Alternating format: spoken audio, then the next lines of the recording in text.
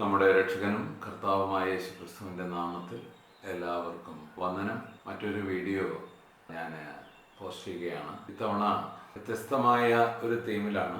ഒലിവുമല പ്രഭാഷണം തുടരും.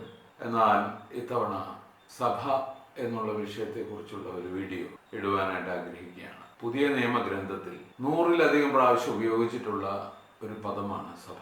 ആ അർത്ഥത്തിൽ അത് പഴയ നിയമത്തിൽ ഉപയോഗിച്ച് കാണുന്നില്ല. എങ്കിലും ഒരു നിഴലായിട്ട് അത് പഴയ നിയമത്തിലുണ്ട്. ആ നിലയിൽ സഭ എന്നത് ഒരു പുതിയ നിയമ ആശയവും സ്ഥാപനവുമാണ് എന്ന് പറയാം. സഭ എന്ന പദത്തിന്റെ ആദ്യ ഉപയോഗം ആണ് ഇനി പറയുവാനായിട്ട് പോകുന്നത്. പുതിയ നിയമസഭയെക്കുറിച്ച് ആദ്യമായി സംസാരിച്ചത് കർത്താവായ യേശു ക്രിസ്തുവാണ്. 3 പ്രാവശ്യമാണ് ഈ പദം കർത്താവിനാൽ ഉപയോഗിക്കപ്പെട്ടത്. ഒന്ന്, മത്തായി 16:18, നീ പത്രോസാകുന്നു, ഈ പാറമേൽ ഞാൻ എൻ്റെ സഭയെ പണിയും, പാതാള ഗോപുരങ്ങൾ അതിനെ ജയിക്കുകയില്ല എന്ന് ഞാൻ നിന്നോട് പറയുന്നു. രണ്ടാമത്തെ വാക്യത്തിൽ 2 പ്രാവശ്യം പറഞ്ഞിട്ടുണ്ട്. അവരെ കൂട്ടാക്കാഞ്ഞാൽ സഭയോട് അറിയിക്കുക, സഭയെയും കൂട്ടാക്കാഞ്ഞാൽ അവൻ നിനക്ക് പുറജാതിക്കാരനും ചുങ്കക്കാരനും എന്ന പോലെ ഇരിക്കും. അങ്ങനെ സഭയോട് അറിയിക്കുക, സഭയെയും കൂട്ടാക്കാഞ്ഞാൽ എന്നിങ്ങനെ 2 പ്രാവശ്യം അത് ഉപയോഗിക്കപ്പെട്ടിട്ടുള്ളതായിട്ട് നമുക്ക് കാണാം. സഭ എന്ന വാക്കിന്റെ അർത്ഥം, സഭ എന്ന പദം ഗ്രീക്ക് പദമായ എക്ലേസിയയുടെ തർജ്ജമയാണ്. എക്ലേസിയ എന്നതിനെ എക് എന്നും ക്ലേസിയ എന്നും പിരിച്ചെഴുതാം.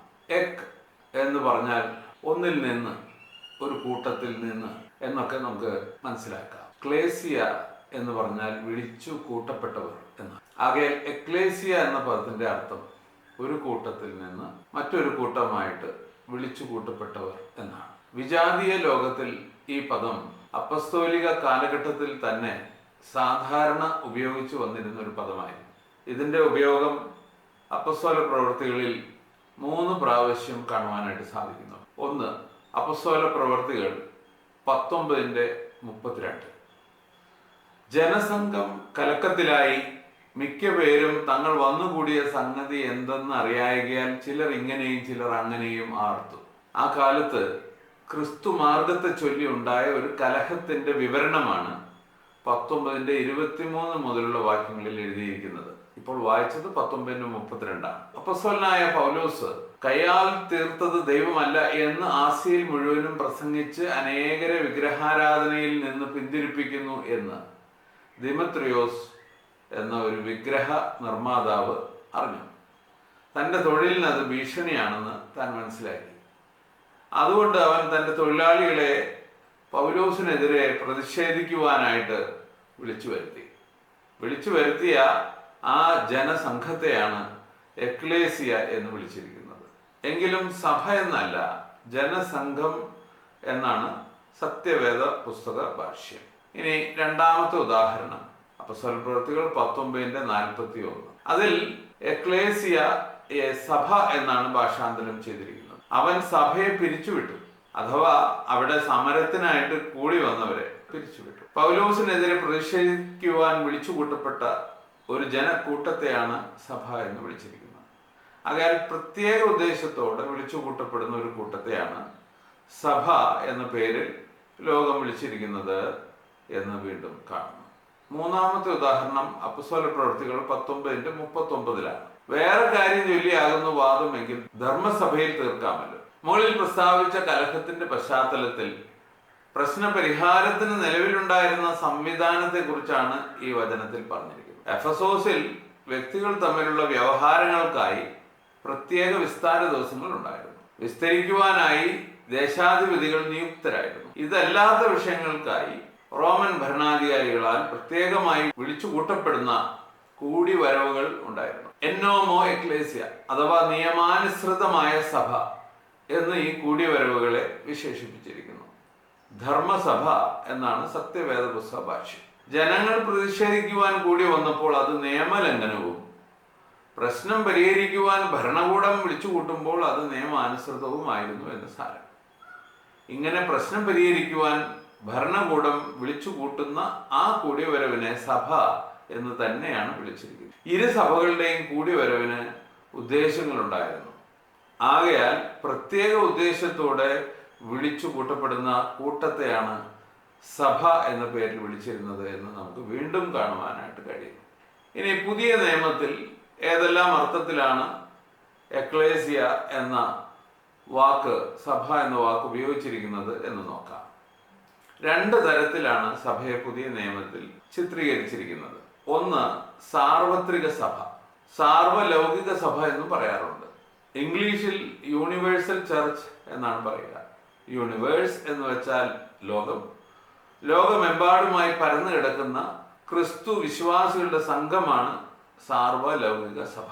ഈ ലോകം എന്ന് പറയുമ്പോൾ സ്വർഗത്തിലും ഭൂമിയിലും എന്ന അർത്ഥവും കൂടെ ഉണ്ട്. ഇതിന്റെ ഉദാഹരണങ്ങൾ ഇനി പരിശോധിക്കാം. മത്തായി 16:18 ഒന്നാമത്തെ ഉദാഹരണം.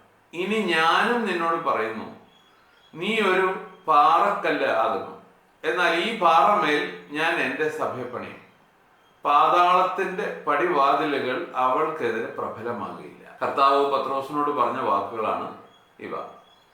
മൂലഭാഷയിൽ പറഞ്ഞു തുടങ്ങുന്നത് ഇങ്ങനെയാണ്, ഇനി ഞാനും നിന്നോട് പറയുന്നു. ഇംഗ്ലീഷിൽ അങ്ങനെയാണ്, and I also say to you. മലയാളത്തിൽ അങ്ങനെ കാണുന്നില്ല. അതായത് പിതാവായ ദൈവം തന്റെ പുത്രനെ സംബന്ധിച്ച് ഒരു സത്യം ഇതിനകം പത്രോസിനോട് പറഞ്ഞിട്ടുണ്ടായിരുന്നു, പത്രോസിന് വെളിപ്പെടുത്തി കൊടുത്തിട്ടുണ്ടായിരുന്നു. ഇത് കർത്താവിന്റെ വാക്കുകളിൽ വ്യക്തമാണ്. അതായിരുന്നു പത്രോസ് നീ ജീവിക്കുന്ന ദൈവത്തിന്റെ പുത്രനായ ക്രിസ്തു ആകുന്നു എന്ന് പറഞ്ഞുകൊണ്ട് ഏറ്റുപറഞ്ഞത്. ഇനി ദൈവപുത്രനും ചില കാര്യങ്ങൾ പത്രോസിനോട് പറയുവാൻ തുടങ്ങുകയായിരുന്നു എന്നാണ് ആ ആരംഭം സൂചിപ്പിക്കുന്നത്. തുടർന്ന് യേശു പത്രോസിനോട് പറഞ്ഞതിനെ 2 തരത്തിൽ തർജ്ജമ ചെയ്യുവാനായിട്ട് കഴിയും. 2 തരത്തിലാണ് തർജ്ജമ ചെയ്ത് കാണുന്നത്. ഒന്ന്, നീ പത്രോസ് ആകുന്നു എന്നിങ്ങനെ, യു ആർ പീറ്റർ. ഇങ്ങനെ തർജ്ജമ ചെയ്യുന്നവർ പെട്രോസ് എന്ന ഗ്രീക്ക് പദത്തെ ഒരു പേരായിട്ടാണ് അഥവാ സംജ്ഞാനാമമായിട്ടാണ് പരിഗണിക്കുന്നത്. അപ്പൊ കർത്താവ് പറഞ്ഞിരിക്കുന്നത് നീ പീറ്റർ ആകുന്നു എന്ന് പറഞ്ഞു എന്നാണ്. ഇനി രണ്ടാമത്തെ തർജ്ജമ ഇപ്രകാരമാണ്, നീ ഒരു പാറക്കല്ലാകുന്നു, thou art a rock എന്ന് യങ് തന്റെ ലിറ്ററൽ ട്രാൻസ്ലേഷനിൽ ചെയ്തിട്ടുണ്ട്. അങ്ങനെ തർജ്ജമ ചെയ്യുന്നവർ പെട്രോസ് എന്ന ഗ്രീക്ക് പദത്തെ ഒരു സംജ്ഞാനാമമായിട്ടല്ല, ഒരു കേവലം നാമമായിട്ടാണ് പരിഗണിക്കുന്നത്. പെട്രോസ് എന്ന പദം തനിയെ ഉപയോഗിക്കുമ്പോൾ പൊതുവെ കാണേണ്ടതായ ആർട്ടിക്കിൾ ഹോ ഇല്ലാത്തത് കൊണ്ട് ഈ വാക്യത്തിൽ അതിനെ പേരായിട്ടല്ല ഒരു പാറക്കല്ലെന്നായിട്ട് മനസ്സിലാക്കുന്നതാണ് ശരി. വീടിന്റെ അടിസ്ഥാനവും ഭിത്തിയും ഒക്കെ പണിയുവാൻ ഉപയോഗിക്കുന്ന കല്ലുകളുടെ വലുപ്പത്തിലുള്ള ഒരു കല്ല്. തുടർന്ന് പത്രോസിനോട് പറയുന്നത്, എന്നാൽ ഈ പാറമേൽ ഞാൻ എൻ്റെ സഭയെ പണിയുമെന്നാണ്. പാറക്കല്ല് എന്ന പദം താരതമ്യേന ചെറിയ പാറക്കല്ല്, പാറയിൽ നിന്ന് പൊട്ടിച്ചെടുക്കുന്ന കല്ല്, ആ കല്ലിനെ സൂചിപ്പിക്കുവാനാണ് പെട്രോസ് എന്ന പദം സൂചിപ്പിച്ചിരിക്കുന്നത്. എന്നാൽ പെട്ര എന്ന പദമാണ് ഇപ്പോൾ ഇവിടെ ഈ പാറമേൽ ഞാൻ എൻ്റെ സഭയെ പണിയും എന്ന് പറഞ്ഞെടുത്ത് ഉപയോഗിച്ചിരിക്കുന്നത്. പെട്രോസ് പുല്ലിംഗ പദവും പെട്ര സ്ത്രീലിംഗ പദവുമാണ്. ആകയാൽ പാറ എന്ന പദം പത്രോസിനെ ഉദ്ദേശിച്ച് പറയുന്നതല്ല. പത്രോസിനെ ഉദ്ദേശിച്ച് പറയുന്നതായിരുന്നുവെങ്കിൽ പെട്രയ്ക്ക് പകരം പെട്രോസ് എന്ന പദം തന്നെ ഉപയോഗിക്കുമായിരുന്നു. പെട്ര എന്നത് അടിസ്ഥാനമിടുവാൻ തിരഞ്ഞെടുക്കാവുന്ന വലിയൊരു പാറയാണ്. ഈ കാര്യം മത്തായി 7:24 പരിശോധിച്ചാൽ വ്യക്തമാകും.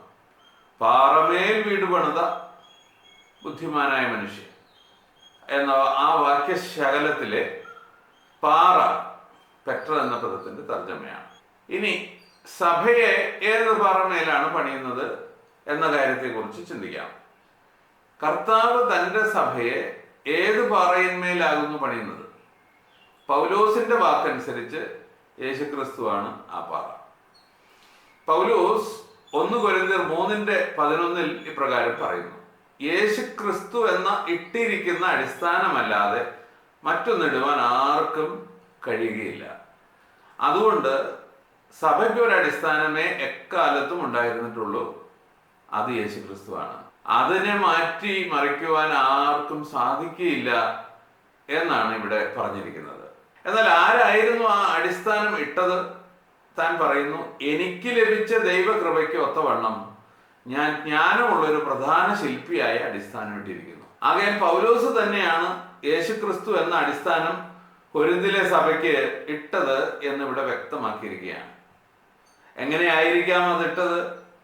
യേശു ക്രിസ്തുവിനെ പ്രസംഗിച്ചതിലൂടെ. ആകയാൽ കർത്താവിൻ്റെ വാക്കുകളിലെ ആ പാറ കർത്താവ് തന്നെയാണ്. ഇന്നും സുവിശേഷ പ്രസംഗത്തിലൂടെ വിശ്വാസികളെ വിശ്വാസത്തിലേക്കും തുടർന്ന് സഭയിലേക്കും നയിക്കുമ്പോൾ അടിസ്ഥാനമായിട്ടിരിക്കുന്ന വിശ്വാസം യേശു ക്രിസ്തുവിനെ സംബന്ധിച്ചുള്ളതാണ്. ഇന്നും സഭകളുടെ അടിസ്ഥാനം, കർത്താവിൻ്റെ സഭകളുടെ അടിസ്ഥാനം യേശു ക്രിസ്തു തന്നെയാണ്. അപ്പൊ യേശു ക്രിസ്തുവിനെ പ്രസംഗിച്ചതിലൂടെ ആണ് ആ അടിസ്ഥാനമായിട്ട് തീരുന്നത്. അത് വിശ്വസിക്കുമ്പോൾ വിശ്വസിച്ച വ്യക്തിയുടെ അടിസ്ഥാന വിശ്വാസം യേശു ക്രിസ്തു ആര് എന്നുള്ളതായിട്ട് തീരുന്നു. കർത്താവിൻ്റെ വാക്കുകളിലെ പാറ കർത്താവ് തന്നെയാണ്, അഥവാ യേശു ജീവിക്കുന്ന ദൈവത്തിന്റെ പുത്രനായ ക്രിസ്തു ആകുന്നു എന്ന സത്യമാണ് സഭയുടെ അടിസ്ഥാന വിശ്വാസം അഥവാ അടിസ്ഥാനമാകുന്ന പാറ. സഭയുടെ അടിസ്ഥാനമാകുന്ന പാറ പത്രോസല്ല, മാർപ്പാപ്പമാരുമല്ല, യേശു എന്ന ജീവിക്കുന്ന ദൈവത്തിന്റെ പുത്രനായ ക്രിസ്തു ആകുന്നു എന്നുള്ളത് വളരെ കുറിച്ചിടേണ്ട ഒരു സത്യമാണ്. ആകയാൽ യേശു ജീവിക്കുന്ന ദൈവത്തിന്റെ പുത്രനായ ക്രിസ്തു എന്ന് വിശ്വസിക്കാത്ത ഒരു സമൂഹം സഭയല്ല. കാരണം അവർ ആ സത്യത്തിന്മേലല്ല പണിയപ്പെട്ടിരിക്കുന്നത്. പത്രോസോ മാർപ്പാപ്പമാരോ ആകുന്നു സഭയുടെ അടിസ്ഥാനം എന്ന് വിശ്വസിക്കുന്ന സമൂഹവും സഭയല്ല. കാരണം അത് വേറെ ഒരു അടിസ്ഥാനം ആണ് ഇട്ടിരിക്കുന്നത് എന്ന് കാണുവാൻ കഴിയും. സാർവത്രിക സഭയെ കുറിച്ച് പിന്നെ പറഞ്ഞിരിക്കുന്നത് അത് കർത്താവിൻ്റെ സ്വന്തമാണ് എന്നാണ്. ഞാൻ എൻ്റെ സഭയെ പണിയും എന്നാണ് കർത്താവ് പറഞ്ഞിട്ടുള്ളത്. കർത്താവ് തൻ്റെ സ്വന്തം രക്തത്താൽ സമ്പാദിച്ചിരിക്കുന്നവരുടെ സംഘമായതുകൊണ്ടാണ് എൻ്റെ സഭ എന്ന് കർത്താവ് പറഞ്ഞിരിക്കുന്നത്. അതുകൊണ്ട് അപ്പസ്തലനായ പൗലോസ് അപ്പസ്തല പ്രവൃത്തി 20:28 ഇപ്രകാരം പറഞ്ഞിട്ടുണ്ട്: ദൈവം തൻ്റെ സ്വന്തം രക്തത്താൽ സമ്പാദിച്ച തൻ്റെ സഭ. ദൈവമായ യേശു ക്രിസ്തു തൻ്റെ സ്വന്തം രക്തത്താൽ സമ്പാദിച്ച തൻ്റെ സഭ. ഇനി അടുത്ത പോയിന്റ്, യേശു ക്രിസ്തു ക്രൂശിതനായി മരിച്ചത് തൻ്റെ സഭയ്ക്ക് വേണ്ടിയാണെന്ന് എഫേസ്യർ 5:25 പറഞ്ഞിട്ടുണ്ട്. ഇപ്രകാരമാണ് പറഞ്ഞിരിക്കുന്നത്: അവൻ സഭയെ തനിക്ക് തന്നെ തേജസ്സോടെ കറയോ ചുളുക്കമോ ഇങ്ങനെയുള്ള ഒന്നുമില്ലാതെ പരിശുദ്ധയും കുറ്റമറ്റവളുമായി അരികെ നിർത്തേണ്ടതിന് വേണ്ടി തന്നെ അവൾക്ക് വേണ്ടി ഏൽപ്പിച്ചു കൊടുത്തു. അപ്പോൾ സഭയ്ക്ക് വേണ്ടിയാണ് കർത്താവ് മരിച്ചത്, സഭയ്ക്ക് വേണ്ടിയാണ് കർത്താവ് തന്നെ ഏൽപ്പിച്ചു കൊടുത്തത് എന്നിവിടെ എഴുതിയിരിക്കുകയാണ്. സാർവത്രിക സഭ കൃപയാൽ ലോകസ്ഥാപനത്തിന് മുമ്പേ ദൈവത്താൽ തിരഞ്ഞെടുക്കപ്പെട്ടവരുടെ ഗണമാണ്. അവരെ ദത്തെടുക്കുവാനും തൻ്റെ മുമ്പാകെ വിശുദ്ധരും കുറ്റമറ്റവരും ആക്കുവാനായിട്ടാണ് ദൈവം അവരെ തിരഞ്ഞെടുത്തിരിക്കുന്നത്. ഈ കാര്യം എഫേസ്യർ 1-ാം 4 മുതൽ 6 വരെയുള്ള വാക്യങ്ങളിൽ പരാമർശിച്ചിട്ടുണ്ട്. അവനായി യേശുക്രിസ്തു വഴിയായിട്ട് നമ്മെ ഒരു ദത്തെടുപ്പിനായി സ്നേഹത്തിൽ മുൻനിയമിച്ചിട്ട് തൻ്റെ കൺമുൻപാകെ നമ്മെ വിശുദ്ധരും കുറ്റമറ്റവരുമാക്കുവാൻ അവൻ ലോകത്തിന്റെ അടിസ്ഥാനത്തിന് മുമ്പേ നമ്മെ അവനിൽ തിരഞ്ഞെടുത്തു. അപ്പൊ തിരഞ്ഞെടുക്കപ്പെട്ടവരുടെ സംഘമാണ് സാർവത്രിക സഭ എന്ന് നമുക്ക് കാണുവാൻ കഴിയും. സഭയിലുള്ള എല്ലാവരുടെയും പേര് അറുക്കപ്പെട്ടിരിക്കുന്ന കുഞ്ഞാടിന്റെ ജീവന്റെ പുസ്തകത്തിൽ ലോകത്തിന്റെ അടിസ്ഥാനം മുതൽ എഴുതപ്പെട്ടിരിക്കുന്നുവെന്ന് വെളിപ്പാട് പുസ്തകം 13:7 എഴുതിയിട്ടുണ്ട്. ഇത് അതേ തെരഞ്ഞെടുപ്പിനെയാണ് കാണിക്കുന്നത്. അറക്കപ്പെട്ടിരിക്കുന്ന കുഞ്ഞാടെന്നാണ് വെളിപ്പാട് പുസ്തകത്തിൽ കർത്താവായ യേശു ക്രിസ്തുവിനെ ചിത്രീകരിച്ചിരിക്കുന്നത്. ആ കുഞ്ഞാടിന്റെ ജീവപുസ്തകമാണ്. ആ ജീവപുസ്തകത്തിൽ ലോകത്തിന്റെ അടിസ്ഥാനം മുതൽ പേരെഴുതപ്പെട്ടിരിക്കുന്നവരാണ് കർത്താവായ യേശു ക്രിസ്തുവിന്റെ ക്രൂശിന്റെ ഫലമായിട്ട് രക്ഷിക്കപ്പെടുന്നത്. അതുകൊണ്ട് ഈ കാര്യം വളരെ ശ്രദ്ധേയമാണ്. സാർവത്രിക സഭ സ്വർഗത്തിലും ഭൂമിയിലുമായി വസിക്കുന്ന കർത്താവിന്റെ സ്വന്തം ജനമാണ് എന്നും നമുക്ക് തിരുവെഴുത്തിൽ കാണുവാനായിട്ട് കഴിയും. മരിച്ചവർ സ്വർഗത്തിൽ, ജീവിച്ചിരിക്കുന്നവർ ഭൂമിയിൽ. അവരെ പരിശുദ്ധാത്മാവിൽ മുക്കിയിരിക്കുന്നത് കൊണ്ടും അവർ പരിശുദ്ധാത്മാവിനെ പാനം ചെയ്തിരിക്കുന്നത് കൊണ്ടും ഏക ശരീരമായി സ്വർഗത്തിലും ഭൂമിയിലുമായി വസിക്കുന്നു. കർത്താവ് മരിച്ചപ്പോൾ സ്വർഗത്തിലും ഭൂമിയിലുമായി വസിക്കുന്ന തൻ്റെ ജനത്തിനു വേണ്ടി അഥവാ തൻ്റെ സഭയ്ക്ക് വേണ്ടിയാണ് മരിച്ചത്. കൊലോസ്യർ 1:20 ഈ കാര്യം പറഞ്ഞിരിക്കുന്നത് ശ്രദ്ധിക്കാം. ഭൂമിയിലുള്ളവ ആയാലും സ്വർഗത്തിലുള്ളവ ആയാലും അവൻ മുഖാന്തരം അവന്റെ ക്രൂശിന്റെ രക്തം മുഖാന്തരം സമാധാനം ഉണ്ടാക്കിയിട്ട് അവൻ മുഖാന്തരം എല്ലാറ്റിനെയും അവനോട് നിരപ്പിപ്പാനും അവൻ പ്രസാദിച്ചു. ഭൂമിയിലുള്ളവായാലും സ്വർഗത്തിലുള്ളവായാലും എന്ന് വെച്ചാൽ ഭൂമിയിലുള്ള നീതിമാന്മാരുടെ ആത്മാക്കളായാലും സ്വർഗത്തിലുള്ള നീതിമാന്മാരുടെ ആത്മാക്കളായാലും എന്നാണ് അർത്ഥം. യേശുക്രിസ്തു ക്രൂശിൽ ചൊരിഞ്ഞ തന്റെ രക്തം മുഖാന്തരം ദൈവകോപം ശമിപ്പിച്ച് അവർക്ക് ദൈവവുമായി സമാധാന ബന്ധം ഉണ്ടാക്കുവാൻ വേണ്ടിയിട്ടാണ് കർത്താവ് ക്രൂശിൽ മരിച്ചത്. ഇങ്ങനെ സഭയിലെ എല്ലാവരെയും ക്രിസ്തു ദൈവത്തോട് നിരപ്പിച്ചിരിക്കുന്നു. ഇതുവരെ സാർവത്രിക സഭയെക്കുറിച്ചും അതിന്റെ പ്രത്യേകതകളെ കുറിച്ചുമായിരുന്നു ചിന്തിച്ചത്. എങ്കിൽ ഇനി ചിന്തിക്കുവാൻ പോകുന്നത് സ്ഥലം സഭകളെ കുറിച്ചിട്ടാണ്.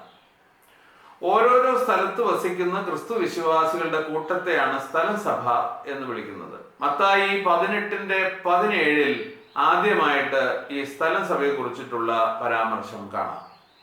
എന്നാൽ അവൻ അവരുടെയും കൂട്ടാക്കിയില്ല എങ്കിൽ നീ സഭയോട് പറയണം. എന്നാൽ സഭയുടെയും അവൻ കൂട്ടാക്കിയില്ല എങ്കിൽ അവൻ നിനക്ക് വിജാതീയനെയും ചുങ്കക്കാരനെ പോലെയും ഇരിക്കട്ടെ. തന്നോട് പാപം ചെയ്യുന്ന ഒരു വിശ്വാസിയോട് ഒരുവൻ എന്ത് ചെയ്യണമെന്നാണ് ഈ വചനഭാഗത്ത് പറഞ്ഞിരിക്കുന്നത്. ആദ്യം അവൻ ചെന്ന് അവനോട് ഒറ്റയ്ക്ക് സംസാരിച്ച് അവന്റെ കുറ്റം ബോധ്യപ്പെടുത്തി തെറ്റിദ്ധരുത്തുവാൻ ശ്രമിക്കുക. ഫലിച്ചില്ലെങ്കിൽ 2 or 3 പേരെ കൂട്ടിക്കൊണ്ട് ചെന്ന് സംസാരിക്കുക. അവർ ആ കാര്യത്തിന് സാക്ഷികളും ആയിരിക്കും. എന്നിട്ടും ഫലിച്ചില്ലെങ്കിൽ സഭയോട് പറയുക. സഭ അവനോട് സംസാരിക്കട്ടെ. സഭയുടെ വാക്കുകളും അവൻ കൂട്ടാക്കിയില്ല എങ്കിൽ അവൻ നിനക്ക് വിജാതീയനെയും ചുങ്കക്കാരനെയും പോലെ ആകട്ടെ എന്നാണ് പറഞ്ഞിരിക്കുന്നത്. സ്വർഗത്തിലും ഭൂമിയിലുമായി ചിതറിക്കിടക്കുന്ന സഭയോട് അവന് അവന്റെ പരാതി പറയുവാനായിട്ട് സാധിക്കുകയില്ലല്ലോ. അതുകൊണ്ട് ഈ വചനഭാഗത്ത് പറഞ്ഞിരിക്കുന്നത് സ്ഥലത്തെ സഭയെ കുറിച്ചിട്ടാണ്. ഏത് സ്ഥലത്തുള്ള കൂടിവരവിലാണോ അവരിരുവരും സംബന്ധിച്ച് പോരുന്നത്, ആ കൂടിവരവിൽ ഉള്ളവരോട് സംസാരിക്കുവാനാണ് പറഞ്ഞിരിക്കുന്നത്. ആ കൂടി വരുന്ന ദൈവജനത്തെയാണ് ഇവിടെ സഭ എന്ന് വിളിച്ചിരിക്കുന്നത്. അതാണ് സ്ഥലത്തെ സഭ, അതാണ് സ്ഥലം സഭ. ആകയാൽ ഈ വചനത്തിൽ കർത്താവ് സ്ഥലം സഭയെ കുറിച്ചാണ് പറഞ്ഞിരിക്കുന്നത്. വെളിപ്പാട് പുസ്തകത്തിലെ 7 സഭകൾ 7 സ്ഥലം സഭകളാണ്, അഥവാ അതാത് സ്ഥലത്തെ സഭകളാണ്. സ്ഥലം സഭകൾ അതാത് സ്ഥലത്തെ പേരിലാണ് അറിയപ്പെടുന്നത്. റോമിലെ സഭ, കെങ്ക്രയിലെ സഭ, പ്രിസ്കയുടെയും അക്വിലാവിന്റെയും വീട്ടിലെ സഭ, കൊരിന്തിലെ സഭ, എഫസോസിലെ സഭ, ഫിലിപ്പിയിലെ സഭ, കൊലസോസിലെ സഭ, ഫിലമോന്റെ വീട്ടിലെ സഭ എന്നിങ്ങനെ വളരെ ഉദാഹരണങ്ങളുണ്ട്. ഒരു പ്രദേശത്ത് ഒന്നിലധികം സഭകൾ ഉണ്ടായി എന്ന് വരാം. അപ്പോൾ ആ സ്ഥലത്തോട് ബന്ധപ്പെടുത്തിയാണ് സഭകളെ കുറിച്ച് ബൈബിളിൽ പറഞ്ഞിരിക്കുന്നത്. ആസിയയിലെ സഭകൾ എന്ന് 1 കൊരിന്ത്യർ 16:19, ഗലാത്യയിലെ സഭകൾ എന്ന് ഗലാത്യർ 1:2 ഇങ്ങനെ നമുക്ക് കാണാം. ആസിയയിലെ 7 സഭകളെ 7 തങ്കം കൊണ്ടുള്ള വിളക്ക് തണ്ടുകളായിട്ട് വെളിപ്പാട് പുസ്തകത്തിൽ ചിത്രീകരിച്ചിട്ടുണ്ട്. കുഞ്ഞാട് എന്ന വിളക്കിനെ ഉയർത്തി നിർത്തി ശോഭിക്കുമാറാക്കുക എന്നതാണ് ആ 7 സഭകൾക്കും ഉണ്ടായിരുന്നത്. വിളക്ക് എന്നാണ് മലയാളം തർജ്ജമയിലുള്ളതെങ്കിൽ ആ വാക്കിന് കൃത്യമായിട്ട് വിളക്ക് തണ്ട്, ലാമ്പ് സ്റ്റാൻഡ് എന്നാണ് തർജ്ജമ ചെയ്യേണ്ടത്. അതേ ദൗത്യം, കുഞ്ഞാടുന്ന വിളക്കിനെ ഉയർത്തി നിർത്തി ശോഭിക്കുമാറാക്കുന്ന ആ ദൗത്യം ഇന്നത്തെ സ്ഥല സഭകൾക്കും ഉണ്ടെന്ന് ആ സാദൃശ്യം നമ്മെ പ്രബോധിപ്പിക്കുന്നു. നമ്മുടെ ഏറ്റവും വലിയ ദൗത്യം ലോകത്തിന്റെ വെളിച്ചമായ നമ്മുടെ രക്ഷകനെ ജീവിതത്തിലൂടെയും സുവിശേഷ ഘോഷണത്തിലൂടെയും ഏറ്റവും ഉയർത്തി കാണിക്കുക എന്നതാണ്. തങ്കം കൊണ്ടുള്ളവയായി ചിത്രീകരിച്ചിരിക്കയാൽ ഓരോ സ്ഥലം സഭയും ദൈവത്തിന്റെ ദൃഷ്ടിയിൽ വളരെ വിലയേറിയതും മനോഹരവുമായിട്ടിരിക്കുന്നു എന്നാണ് ഇവിടെ അർത്ഥമാക്കിയിരിക്കുന്നത്. ഓരോ സ്ഥലം സഭയെയും കുറിച്ച് അപ്പോസ്തലനായ പൗലോസ് പറയുന്നത് സത്യത്തിന്റെ തൂണും താങ്ങുമായ ജീവനുള്ള ദൈവത്തിന്റെ സഭയാകുന്ന ദൈവത്തിന്റെ ഭവനം എന്നാണ്. ഓരോ സ്ഥലം സഭയും സത്യത്തിന്റെ തൂണും താങ്ങുമാണ്. സത്യത്തെ ഉയർത്തി കാണിച്ചു കൊടുക്കുന്ന ഒരു സ്ഥാപനമാണ് സഭ. വഴിയും സത്യവും ജീവനും ഞാനാകുന്നു എന്ന് പറഞ്ഞവന് ഉയർത്തി കാണിക്കുക എന്ന ദൗത്യം സ്ഥലം സഭകളിൽ നിക്ഷിപ്തമായിരിക്കുന്നു. സഭ ജീവനുള്ള ദൈവത്തിന്റെ സ്വന്തമാണ്. ദൈവം തന്റെ സ്വന്തം രക്തത്താൽ സമ്പാദിച്ച തന്റെ സഭ എന്നാണല്ലോ പറഞ്ഞിരിക്കുന്നത്. അത് ദൈവത്തിന്റെ ഭവനവുമാണ്. തൻ്റെ നിവാസ സ്ഥാനമാണ്. എത്ര പ്രാധാന്യമാണ് ഓരോ സഭയ്ക്കും ദൈവം നൽകിയിരിക്കുന്നത് എന്ന് നമുക്ക് കാണുവാൻ കഴിയും. ഇത് മനസ്സിലാക്കി ഓരോ സഭയ്ക്കും പെരുമാറുവാൻ കഴിയണം. പെരുമാറുവാൻ കഴിഞ്ഞെങ്കിൽ എത്ര നന്നായിരുന്നു എന്ന് ഞാൻ ചിന്തിച്ചു പോവുകയാണ്. ജീവനുള്ള ദൈവത്തിൻ്റെ സഭയിലെ അംഗമായി എങ്ങനെ തീരാം എന്നുള്ളതാണ് ഒടുവിലായിട്ട് ചിന്തിക്കുവാനായിട്ട് പോകുന്നത്. അപ്പസ്തോല പ്രവൃത്തി 2:47 ഇപ്രകാരം വായിക്കുന്നു: കർത്താവ് രക്ഷിക്കപ്പെടുന്നവരെ ദിനം പ്രതി സഭയോട് ചേർത്തുകൊണ്ടിരുന്നു. ഈ വചനഭാഗത്ത് നിന്ന് താഴെ പറയുന്ന സത്യങ്ങൾ ഗ്രഹിക്കുവാനായിട്ട് കഴിയും. കർത്താവായ യേശു ക്രിസ്തുവാണ് സഭയിൽ അംഗങ്ങളെ ചേർക്കുന്നത്. ഇത് വളരെ പ്രധാനപ്പെട്ട കാര്യമാണ്. മനുഷ്യരല്ല ചേർക്കുന്നത്. അതുകൊണ്ടാണ് കർത്താവ് പറഞ്ഞത്, ഞാൻ എൻ്റെ സഭയെ പണിയും, ഞാൻ പണിയും എന്നാണ് കർത്താവ് പറഞ്ഞത്. മറ്റാർക്കും പണിയുവാനായിട്ട് കഴിയുകയില്ല. സ്നാപക യോഹന്നാൻ യേശുവിനെ കുറിച്ച് പറഞ്ഞു, അവൻ കളത്തെ മുറ്റും വെടിപ്പാക്കി കോതമ്പ് കളപ്പുരയിൽ കൂട്ടിവെക്കുകയും പതിർ കെടാത്ത തീയിലിട്ട് ചുട്ടുകളയുകയും ചെയ്യും. കോതമ്പ് കളപ്പുരയിൽ കൂട്ടിവെക്കുന്നതും ക്രിസ്തുവാണ്, പതിർ കെടാത്ത തീയിലിട്ട് ചുട്ടുകളയുന്നതും ക്രിസ്തുവാണ്. രക്ഷിക്കുന്നവനും ശിക്ഷിക്കുന്നവനും യേശു ക്രിസ്തു എന്ന ആ ഒരുവനാണ്. കോതമ്പ് കളപ്പുരയിൽ കൂട്ടിവെക്കുന്നത് പോലെ സഭയിൽ അംഗങ്ങളെ ചേർക്കുന്നു. പതിർ കെടാത്ത തീയിലിട്ട് ചുട്ടുകളയുന്നത് പോലെ നിത്യ നരകശിക്ഷയിലേക്ക് തള്ളിക്കളയുന്നു. അതുകൊണ്ട് സഭയിൽ ചേർക്കുവാൻ അധികാരമുള്ളവനെ, കോതമ്പ് കളപ്പുരയിൽ കൂട്ടിവെക്കുന്ന പോലെ സഭയിൽ അംഗങ്ങളെ ചേർക്കുവാൻ അധികാരമുള്ളവനിൽ വിശ്വസിക്കുക, അവന് കീഴടങ്ങി ജീവിക്കുക.